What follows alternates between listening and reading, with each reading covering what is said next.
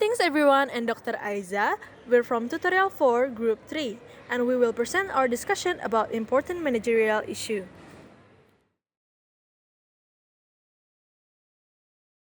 Introducing our team member, Dzia ASYAUQI from Bachelor of Business Administration, DENISE from Bachelor of Business Administration, MAURIE AQSHAMAHYA ALIEFCKA from Bachelor of Business Administration, ASMITHA PUVANESVARAN from Bachelor of Accounting, and ADRIANA ALIEYA BINTI THARIQ ZIAD from Bachelor of Finance.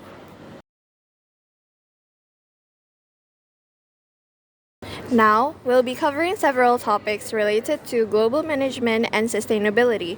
Let's go over the agenda. Our first topic is Global Village, Organizations, and Managers. Next, we'll go over 10 summary points, Case Application 1, Global Control. Then, we'll move to Case Application 1, Global Control. Our next topic will be Series about Sustainability, Protect the Bees with 10 summary points. Lastly, we'll go over Case Application 2, Series about Sustainability, Protect the Bees. The concept of global village refers to the idea that advancement in technology and communication have connected people and organizations worldwide, and this requires the manager to understand and respect diverse culture. For the first one, there are broader market opportunities that companies can expand into international markets, and also increased competition means that manager must contend with both local and international competitors. Also, cultural sensitivity and adaptation, it means that manager needs to understand and respect diverse cultures and norms. Also, for enhanced collaboration means that organization increasingly form global teams with employees from different countries. Also, for complex regulatory environment means that operating globally means dealing with varied legal and regulatory requirements.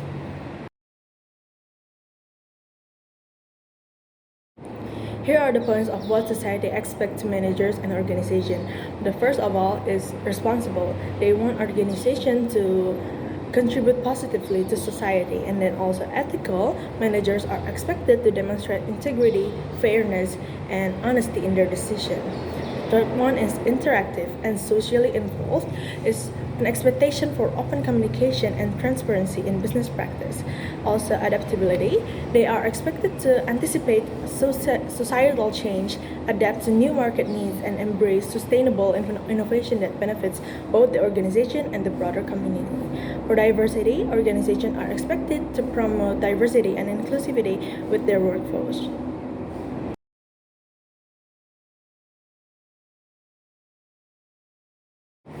For the understanding about partialism means having a mindset that cares only about local or regional issues, that often ignoring broader international perspective. The question here is, should a manager be partialistic? The answer is no, because it could prevent manager from recognizing the different needs of customers around the world, like making it harder for them to make smart decisions that support growth in a competitive market.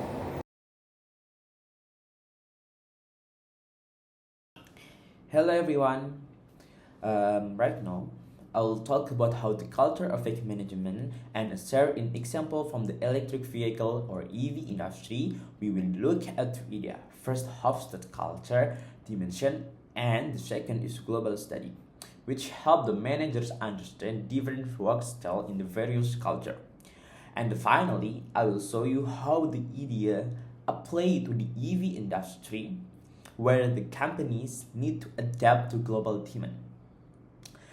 Let's get started with the first topic, is the managerial implication of the Hofstede research on the culture environment. First point is the power distance. This about how much a culture respects hierarchy in a high power distance culture. Managers are expected to be more formal and assertive. And the next point is the individualism versus collectivism. Individualistic culture focus on the personal success. But on the other hand, collectivist culture focus on the group success. Managers need to encourage either personal or teamwork, depending on the culture. And the next point is the achievement versus nurturing. Achievement-oriented culture value success, while nurturing culture value relationship. Managers in nurturing culture focus more on the employee well-being. And the next point is uncertainty avoidance. Culture that avoid uncertainty prefer clear goals and the structure to reduce confusion. And the last point is the long-term versus short-term. Long-term culture focus on the future goals, but in the other hand, short-term culture focus on the oriented result. Let's next to the second topic, about the global study or global leadership and organizational behavior for the effectiveness. The global studies show that the culture focus on the teamwork, prioritize group success. In this culture, managers solve emphasize collaboration and inclusivity.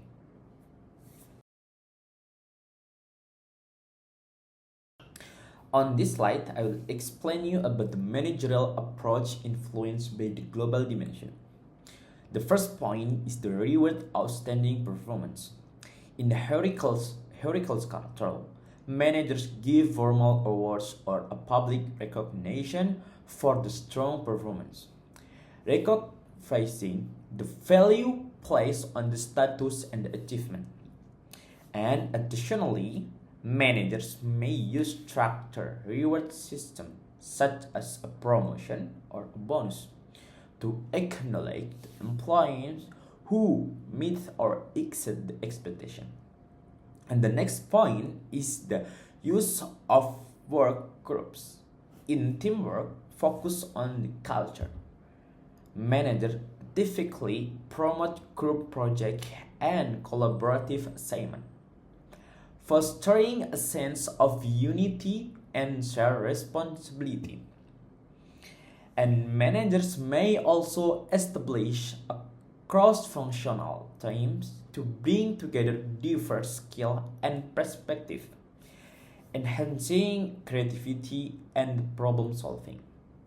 And the next point is goal and the plan development. In culture that avoid uncertainty, managers set clear and structured goals to minimize publicity, using detailed planning and consistent follow-ups. And on the last point is the employee development.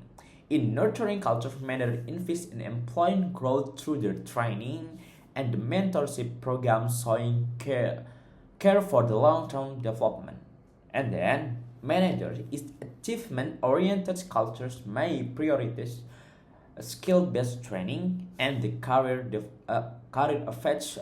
advancement program to drive performance and goal achievement.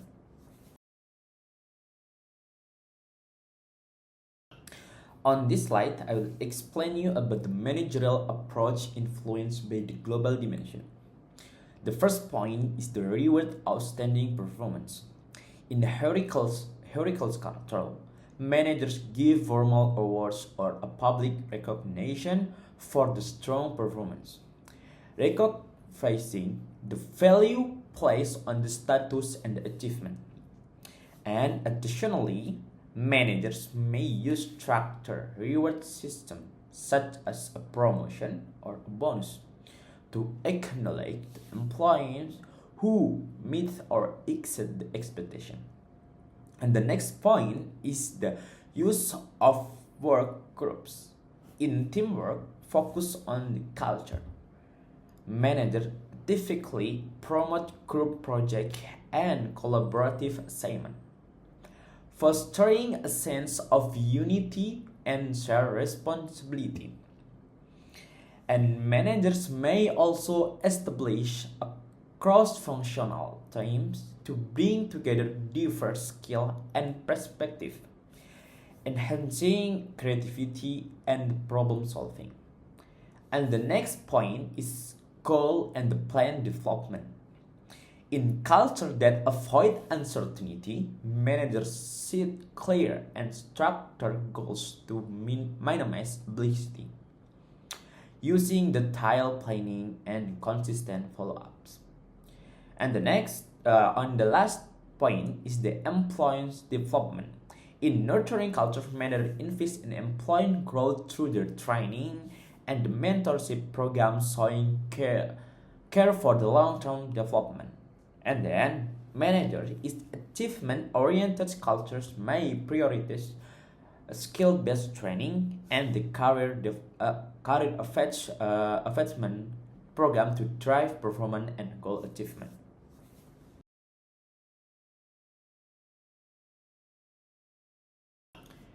Also in this slide is the next summary from the previous slide.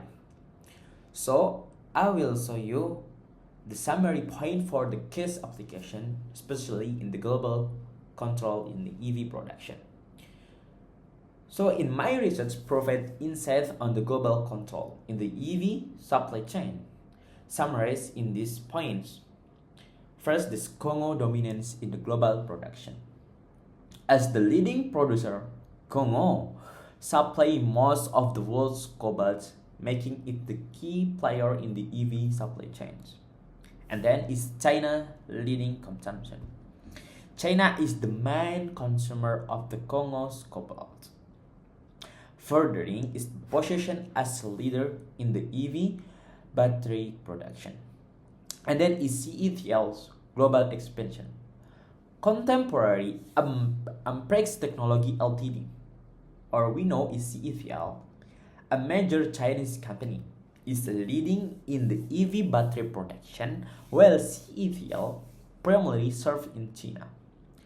It is expanding its influence internationally. And the last point is international facility. CETL has facility in the Europe and is growing to meet global demands. Showing casing is the role international EV production. I think that's all from me. Thank you very much. Auto industry is swiftly moving towards electric vehicles, EVs, which are expected to be as affordable as gasoline cars by 2025 and could comprise one third of the global fleet by 2040. This transition, led by major economies like Europe, US, and China, is boosting the demand for lithium ion batteries, with cobalt being a key component. So China, through contemporary Amprex Technology Limited or CATL, is leading this market and expanding its global presence with significant investments in Europe and the US. Now let's see the questions. Question number 1, how does this case illustrate a global village? So this case shows the global interconnectedness in the EV transition driven by major economies, reliant on Congolese cobalt and Chinese companies like CATL to fulfill the demand for lithium-ion batteries. It highlights the interdependence of countries and industries in moving towards sustainable transportation. For question number 2, CATL is using a combination of strategic alliances, joint venture, and foreign subsidiary to go global. So for strategic alliance, CATL has formed partnerships with foreign automakers that are required to collaborate with local battery makers to sell EVs in China. This approach allows CATL to leverage the expertise and market presence of these automakers while expanding its own reach. For foreign subsidiaries, CATL is establishing its own facilities and offices abroad, such as the acquisition of a contract manufacturer in Finland. Additionally, CATL is investing in a massive billion-dollar battery production complex in Ningde, China, which will significantly boost its production capacity and global market presence. For question number 3, what kind of MNC is CATL? CATL is best classified as a transnational MNC because this classification is based on its strategy of combining global efficiency with local responsiveness. For global efficiency, CATL aims to be the largest EV battery producer in the world, leveraging economies of scale and centralized production capabilities. For local responsiveness, CATL is expanding its operations globally, so this shows its commitment to adapting to local market needs and regulatory environments. Now, why is CATL not a global MNC? While CATL does have a centralized production strategy, it is not solely focused on standardization across all markets. Its efforts to establish local facilities and partnerships indicate a need for local adaptation, which is more characteristic of a transnational approach. Question number 4. Hofstede's dimensions of national culture and globe global leadership and organizational behavior effectiveness findings provide valuable insights into cultural differences that can impact business operations and management practices. Here's how. Power distance. Understanding cultural differences in hierarchy helps CATL adapt its management style. For example, European employees often expect more egalitarian management than those in China. Individualism versus collectivism. The US and many European countries value individual achievements and autonomy, so CATL should adapt its strategies to promote and recognize personal contributions. Uncertainty avoidance.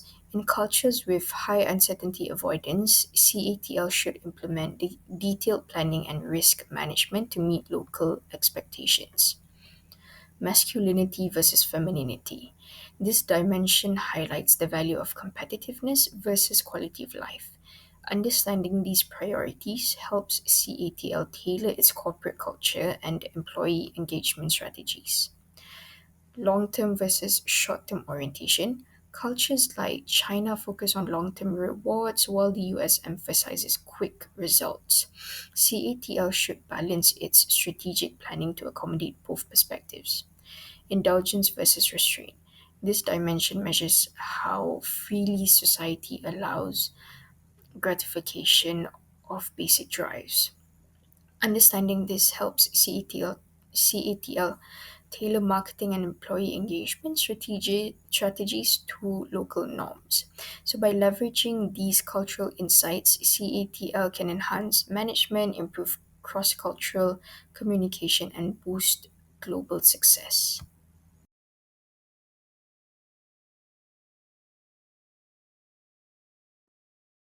So, okay, guys, now we move on to our next question.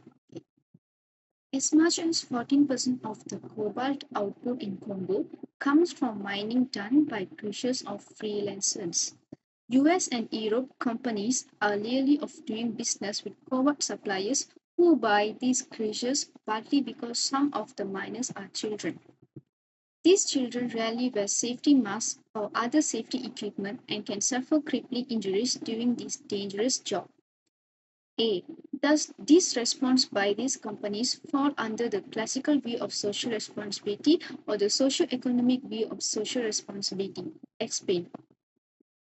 So the answer is the response by US and European companies falls under the socio-economic view of social responsibility. This view holds that businesses should not only focus on profits but also consider the broader impact of their actions on society. By avoiding covert suppliers who engage in unethical practices such as child labor and unsafe working conditions, these companies are acknowledging their responsibilities to contribute positivity to society and uphold ethical standards. This approach goes beyond the classical view, which primarily focuses on maximizing shareholder value and profits without necessarily considering the social and ethical implications of business decisions. Next, we look at the next question B. Look at the definition of social responsibility and discuss the ethical factors in this scenario. Social responsibility refers to the obligation of businesses to act in ways that benefit the society at large beyond their own interests and legal requirements. It encompasses ethical behavior, sustainable practice, and contributions to the welfare of the community.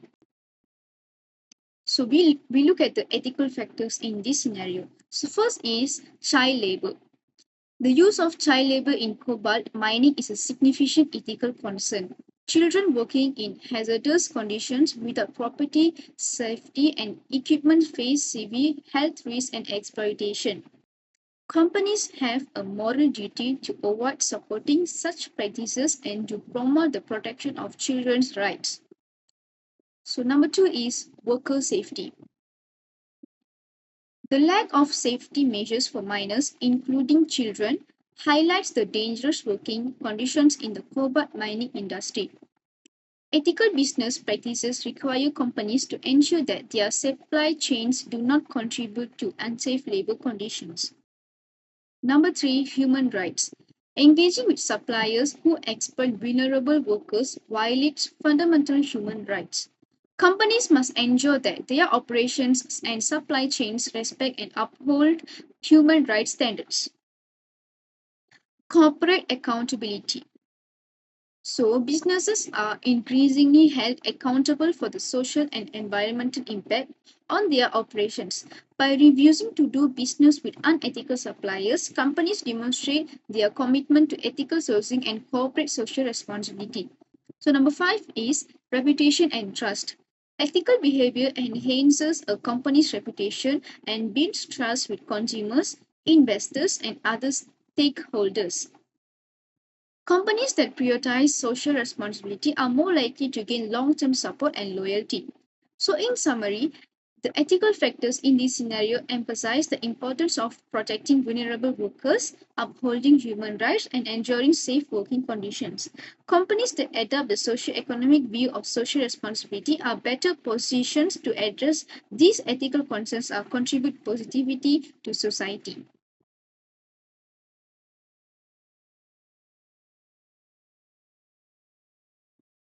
Next, we move on to the case 2, which is a series about sustainability, protect the bees. So we're gonna see the 10 summary points. So first is crop losses due to pest. 10 to 16% of crops lost to pest yearly, costing 175 billion and threatening food security.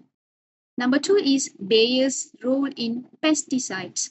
Bayer is a major pesticide producer with a focus on pest control. Number three is company claims of safety. Bayer asserts its pesticides are safe if used properly, meeting strict standards. Number four is transparency initiative. Bayer has improved public access to product safety data. Number five, environmental criticism. Criticize argue pesticides harm ecosystem, contaminating water and soil. Number six, Bayer's opposition to the ban. Bayer argues the ban harms farmers and claims the pesticides are safe. Number seven, neonicotinoids controversy. Bayer's neonicotinoids are under scrutiny as they are linked to bee population declines, raising alarm within the scientific community. Number eight, bee deaths and ecological impact. Bees are essential pollinators and their deaths from pesticide exposure are seen as a significant threat to biodiversity and food production. Number nine, EU ban on neonicotinoids. In 2018, the European Union banned three types of neonicotinoids, including one made by Bayer to protect bee populations. And the last one is environmentalist support for the ban. Environmentalists view the European Union's decision as a positive step for sustainability, aiming to protect ecosystem and reduce pesticide reliance.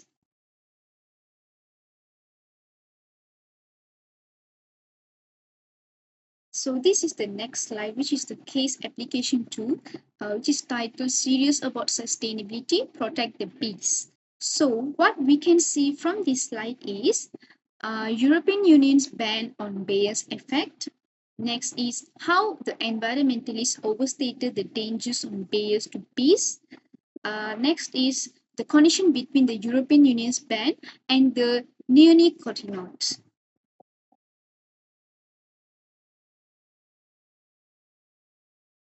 Next, we're going to examine several aspects of the EU's ban on Bayer's neonicotinoids pesticides and its impact. So we have 4 points and I will explain each. First, will the EU's ban on Bayer's product affect its use and reputation? So the answer to this is most likely, since the ban highlights environmental protection priorities and signals other regulatory bodies to take note, leading to negative publicity and also potential market share loss for Bayer. Next, have the environmentalists overstated the dangers of Bayer's product to bees?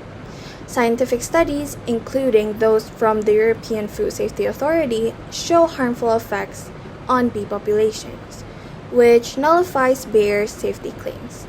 These findings support environmentalists' concern about the risk to bees. Next, is Bayer demonstrating socially responsible actions? So while Bayer claims environmental safety through thorough testing and compliance with regulations, the EU ban and environmentalists' criticism suggests these efforts may not fully align with socially responsible practices. Finally, is the EU's ban on the neonicotinoids a bad deal for Europe? From an environmental standpoint, it is beneficial, as it helps to protect bees and the ecosystem. However, from the agricultural perspective, it challenges farmers who rely on the neonicotinoids for pest control. The key will be finding a balance between environmental protection and agricultural needs to ensure a sustainable future for both nature and agriculture for Europe. To summarize, we have 7 points of lesson learned from this case about social responsibility. The first one is balance businesses and environmental responsibility. Secondly is consider broader impacts of products. Then transparent communication. The fourth one is address environmental concerns. The next one, compliance with regulations. Additionally is sustainable and ethical practices. And last but not least is benefit society and environment. Thank you everyone for watching our videos. Have a great day!